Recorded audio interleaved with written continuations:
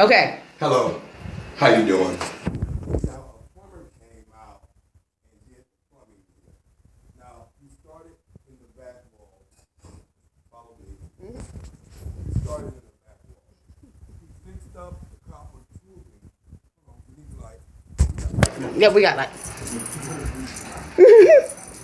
Now, he started here and he fixed up the copper tubing for the shower.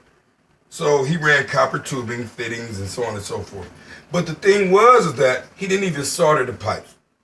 So they called me, the professional, and I hooked it up. So now let's go back.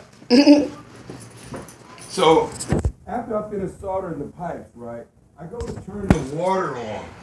And this is what happened. So I come and I try to turn the water on here, no action.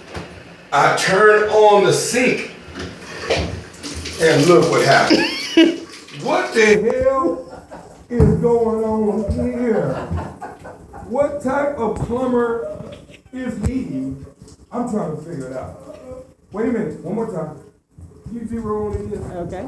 Wait, we're gonna turn this off and then the water goes on. Hold on, keep it right there. We're gonna turn the sink water on again. Hold on, get it close up. Close it. Wow.